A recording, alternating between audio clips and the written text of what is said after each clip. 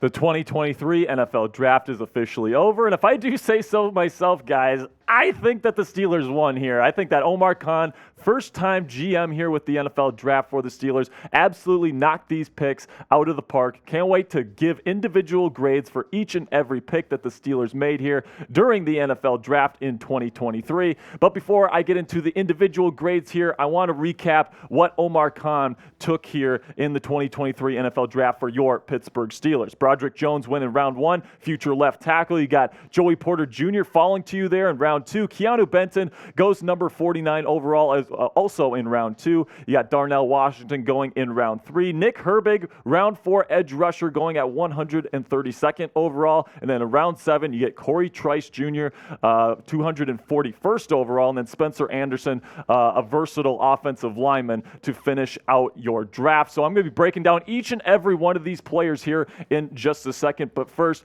go down into the comment section and grade this Steelers draft haul, man. I want you guys to let me know what you guys think here. I think it's going to be pretty positive here. I think that the overwhelming consensus here is that the Steelers absolutely knocked this out of the park. But give me a grade in the comment section. Give me an A, a B, a C, a D, or an F. This is also going to be the pinned comment on today's show. So whenever you get an ad break here, just go down to the comment section, find that pinned comment. It'll be right there at the top, and answer today's question. First guy we're breaking down here, the Steelers traded up to go get Broderick Jones, their future left tackle, to protect Kenny Pickett for years to come. 6'5", 311 pounds. This guy's an absolute freak. I can't wait to talk about him here. But first, let's go over the trade details, because Omar Khan was busy on the trade market over the week here. He only gave up a 4th-round pick to move up a couple of spots, and we really know now that this was the right move, because Darnell Wright came off the board, Paris Johnson Jr. came off the board, Peter Skoronski came off the board, and the New York Jets at number 15 overall, they were gearing up to take Broderick Jones with the 15th overall pick. So this was perfect timing on the part of Omar Khan to go up and get their guy. And now you take a look at the Steelers' offensive line heading into 2023, and you've got Broderick Jones here at left tackle, and then you've got some really nice players alongside him as well. You're really building a nice foundation for Kenny Pickett, Najee Harris, and the like. I think this is absolutely fantastic for the Pittsburgh Steelers for years to come. Can't wait to see what Broderick Jones is able to do. He is an athletic freak that is absolutely has the upside to be one of the best left tackles in the National Football League. And because of that, I'm going to give this pick a grade of A. I really like the trade up. You didn't give up too much. Omar Khan was smart with his aggressiveness here. There's some people that are aggressive and they're stupid about it. Omar Khan's not that guy. He's very calculated. He made this move. I think it was the perfect timing to go up and get that left tackle, Broderick Jones. I love this pick here for the Pittsburgh Steelers. So go ahead right now, and we've got UDFA tracker tomorrow here for the Pittsburgh Steelers. So you're going to want to make sure that you subscribe to the channel. Every single undrafted free agent that the Steelers pick up, we are going to have you covered with full breakdowns on the channel tomorrow. So make sure you click that subscribe button and turn on your notifications so you know when that video comes out. Then at the top of day 2, Joey Porter Jr., pretty much a consensus round 1 prospect, falls into your lap here in round 2. 6'2", 193 pounds. The former Nittany Lion is the number 3 overall cornerback on Tom Downey's big board, and he falls to you here at the top of round 2. You put him next to Patrick Peterson, Akello Witherspoon, Levi Wallace here. I think that Porter Jr. is going to be a really, really interesting prospect moving forward. He's got really long arms. He's very physical. He is the perfect fit for Mike Tomlin's defense. And like Mike Tomlin told Joey on the phone when he called him with the 32 overall pick, he said, "This is all business, man. This is not personal. This is business. You are a perfect fit for this defense. We are happy to have you." And man, I cannot wait to see him in black and gold. For me, this is an A+ pick. If you have somebody of this caliber fall to you at the top of round 2, I mean, that's just exactly what you hope for when you have that first pick in the second round. I think this is a fantastic pick. Joey Porter Jr. is on his way home.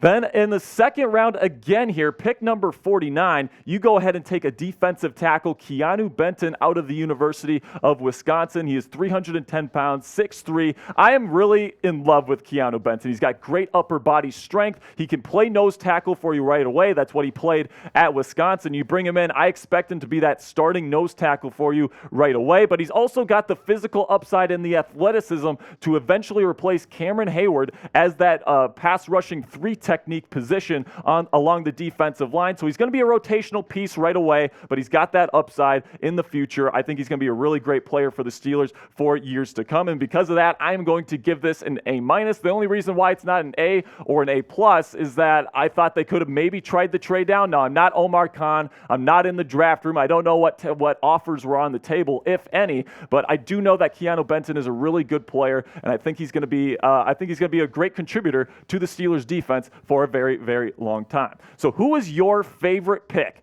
of the Steelers during the 2023 NFL Draft? Was it Joey Porter Jr.? Was it that trade up for Broderick Jones? Was it one of those late round steals that we're about to get into here in just a second? Let me know which one was your favorite in this year's NFL Draft class.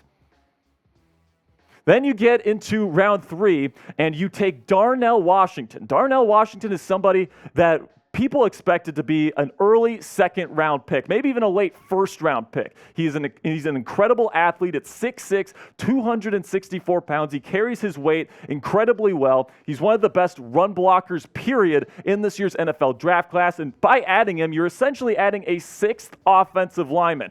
And you get this guy despite the fact that Omar Khan traded down in the 3rd round, going from number 80 to number 93 to pick up an additional 4th round pick. So you pretty much recoup that 4th round pick that you gave up in order to go up and get Broderick Jones. Only now you still get Darnell Washington falling to you here at number 93. I expect him to be that tight end number 2, that blocking big body tight end to come in on early downs and help out in the run game. Of course, you got Pat Freiermuth, who's one of the best receiving tight ends in the National Football League. Zach Gentry is a good backup option for you if Darnell Washington ends up getting hurt. There are some reports that Darnell fell because he had some inflammation in his knee at the NFL Combine. Hopefully those injury concerns are kind of a nothing burger and he ends up being a great pro in Pittsburgh. I really think that's going to work out. I think it's a great pick. You're getting a great value here for somebody that could really become one of the best tight ends in the National Football League over time. He's going to be a great blocking tight end for you right away. He's got the upside in the receiving game as well. I'm giving this a grade of A as well.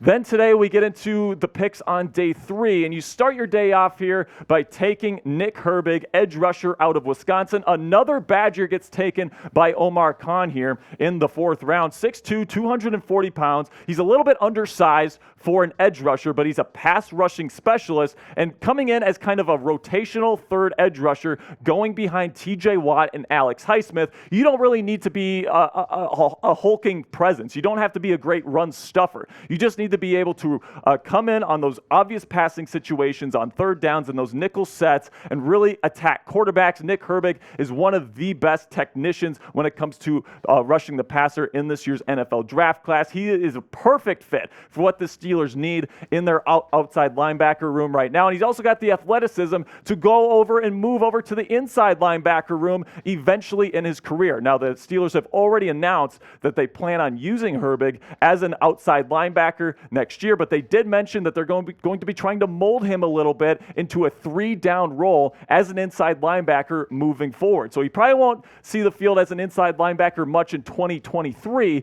but moving forward, 2024 and beyond, I expect him to make that transition. I think he's got the athleticism to get it done. Because of that, I think because you have some really great versatility there right away, you're going to have a contributor on your defensive line right away, and then you got the upside of a 3-down starter on day 3. I mean, I think this is a fantastic pick. I'm going to give this a grade of A. Nick Herbig is coming to the Pittsburgh Steelers.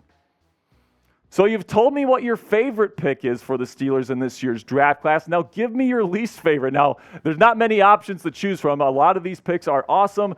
There's not really many players to really to say that you don't like here because I think they're all great. But if you have a least favorite pick, go down in the comments section. Give me that name right now in the comments. All right, then you get to round 7. So you pretty much do a fantastic job through round 4. You don't have any picks in round 5 or 6. Then you get to the late 7th round, and you get Trice Jr., who I had graded as a 3rd-round prospect personally. Now, Tom Downey, our draft analyst, was a little bit lower on Trice Jr. 6'3", 206 pounds, really long arms. This guy can really do some great things for the Pittsburgh Steelers moving forward. Now, he is a little bit raw. There is a reason why he fell a little bit. He had some injury concerns. He's not the most refined on tape. There is a reason why Trice fell, but you just don't find guys at his size run as fast as he does with the agility times that he had at the combine. This guy's a great athlete. He's very physical. This guy's a Pittsburgh Steeler type of cornerback. He's going to be a developmental prospect probably in year 1, probably going to be a backup behind Joey Porter Jr., Patrick Peterson, Ahkello Witherspoon, and the like. But he's somebody with the physical capabilities to develop into a true cornerback 2 behind Joey Porter Jr., and you come out of this draft with potentially your cornerback tandem, your 1-2 punch in the secondary for the next decade. Now, it's very possible that Trice Jr. just doesn't really pan out. He kind of just fizzles out. But, hey, man, it's a 7th-round pick. I mean, there's just not that many players in the 7th round that have the potential that Trice Jr. has. And getting a guy like that this late in the draft is an absolutely fantastic pick. I'm giving this one an A+ because, I mean, I would have been okay with taking Trice in the 3rd round. Like I said, I had a 3rd-round grade on him. Getting him in the 7th round is absolute highway robbery to me, and he absolutely has the potential to be the second punch there to Joey Porter Jr. moving into the future. They're both really long. They're both really physical. They're both good tacklers. I'm really excited about the future of the Steelers cornerback room.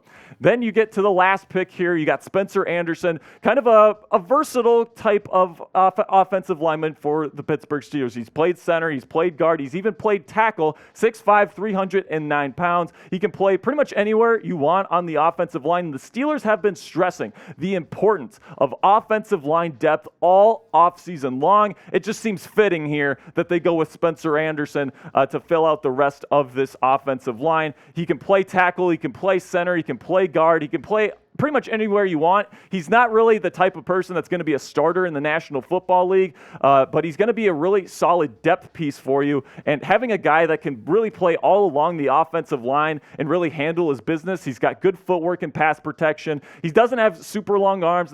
He's not a great tester or anything like that, but he's a technician. He's somebody that can handle his business on an NFL field, and that's why I really like this pick. I'm going to give this one an A- because getting a contributor like this on late day 3, I think is really, really good. You want to look at the offensive line here. They've been looking at interior offensive line prospects throughout this process. It was obvious that they wanted to add some depth at that position. They do it here in round 7. They get a pretty decent piece here in Spencer Anderson. And then overall, my draft grade for the Pittsburgh Steelers in the 2023 NFL Draft, it's obvious to many people it's an A+. It might be the best draft haul out of any team in the National Football League, and that is not an understatement. Getting a guy like Trice Jr. in round 7, a guy like Nick Herbig that Pro Football Focus had as a 2nd-round value, getting him in round 4. I mean, you just get all these great value picks. Joey Porter Jr. at the top of round 2. I think every single pick was fantastic. I think the trades executed by Omar Khan were really smart and deliberate and really, really smart. So I really think that this is an A+ draft for the Steelers. I'm really excited to see how this team turns up. All I'm going to say about this Steelers team heading into 2023 is that if Kenny Pickett and Matt Canada get their stuff together, watch out because the Steelers are coming. So let me know right now in the comments section, which player do you want the Pittsburgh Steelers to sign as an undrafted free agent? Undrafted free agency has begun now. The 2023 NFL Draft is over.